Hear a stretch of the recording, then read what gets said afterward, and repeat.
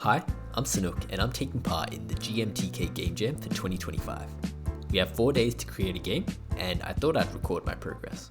It's day 1 and our theme is loops. So I've been planning for a little bit and I've chosen to focus on path loops. So the idea is that you are a apothecary's assistant and you're given an ingredient list each day. So you have to plan out a path to gather all those ingredients. And since you start and end at the potion shop, that's what I consider a loop. So I've jotted down some initial ideas and I've kind of drawn out what I'm thinking. So we've got the list on the side and then this is kind of our path.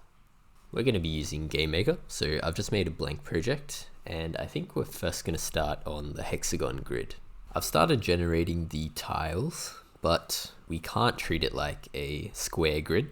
So I'm going to have to find out how we can offset these hexagons so they fit nicely together. We now have the grid drawn nicely, and now I'm going to work on actually drawing the path. We can now click on tiles and it will highlight them. And now we can draw a path by dragging and it will add only adjacent tiles. I've now added this shop tile and this is where our path will begin. So if I start drawing and I return to the shop, this will complete our loop. And we can also reset it. Just added the ability to delete certain sections of the path. So I can just right click and it will delete. Alright, it's already the end of day 1 and I haven't had too much time to actually work on it, but I thought I'd just plan out the UI for the game.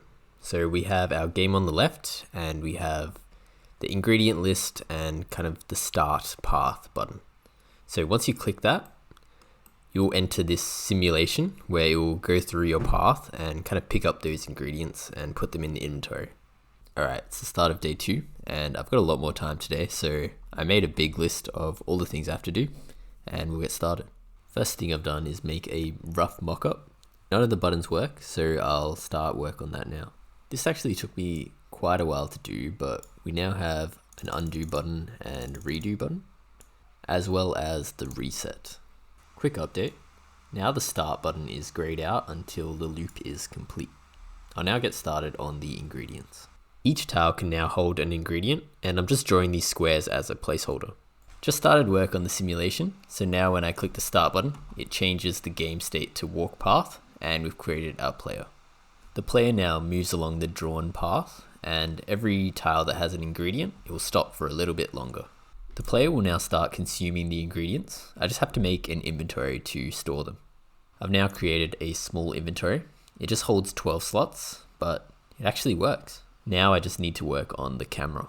Alright, this is going to be the last update for the day, but we have a camera working and I can also zoom in and out with the UI scaling as well. We're a bit behind on schedule, but I think tomorrow I can finish up all the game mechanics and then it will just be art and polish for the last day. It's day 3 and we're really just trying to finish all the game mechanics. I've made another list and I think we'll just get started straight away. The camera is now draggable and I've set a boundary that you can't cross, and if you zoom out it will snap towards the middle and basically give you an overview of the whole map. I've made the camera a lot smoother between zooms, and also when we simulate it now zooms in and follows the player. I've been planning a bit more about the gameplay, and most players will only play for a couple of minutes, so I've chosen to take the scope down to just 7 days to score as many points as you can. So each day the map will expand, and the points will be based on getting all of the ingredients on the list and how long the ingredients were in the inventory. So it's freshness, so that players want to take the shortest route. So every day the ingredient list will expand. And based on this, I think I need to make a couple of changes to my current gameplay. So right now, the player just collects every ingredient along its path, but I think we just only collect ingredients on the list. Then the inventory should only display ingredients from the list, and it will be grayed out, and it will just fill in as you go. And lastly, we need an indicator for the freshness. I'm going to start making those changes, and I'll be back. Alright, so I've started on the UI. And we can only fit 10 unique ingredients, but there will be multiples. I can now generate the ingredient list randomly, and I'll move on to the inventory now. The inventory will now scale depending on how many items are in the list, and it supports up to 60. And now the ingredients fill in when they're collected. Okay, big update. I've created the day system, and now we have a transition between those days. And I've also made it so that you can specify how many different types of ingredients there are in that specific day, as well as how many ingredients are on the list. I now need to just update how the level actually generates, as well as calculating the actual score. It's day 4, and we basically just have the art and polish left to do. We've got about 11 hours, so I'm just going to prioritize whatever is most important, and we'll just work our way through the list.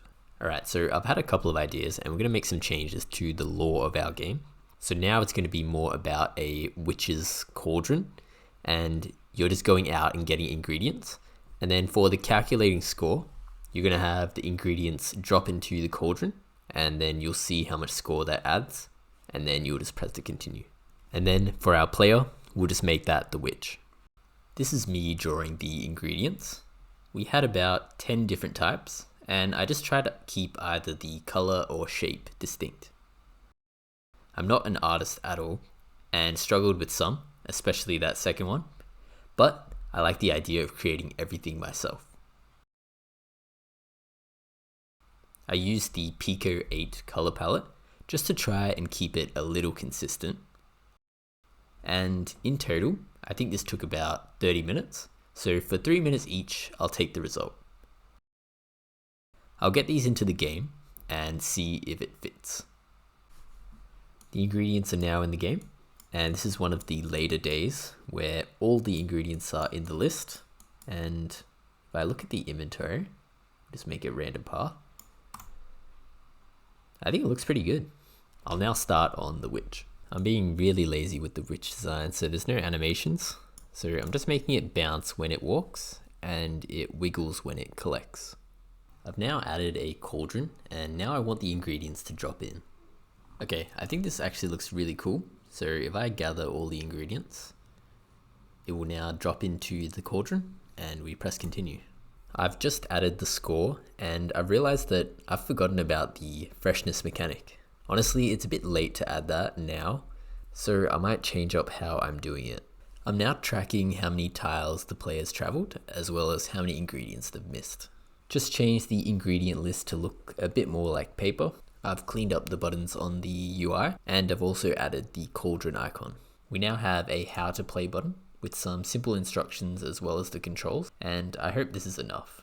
Okay, final update. I've added a main menu, and I have some ingredients just falling into a cauldron, and when we press play, the game begins.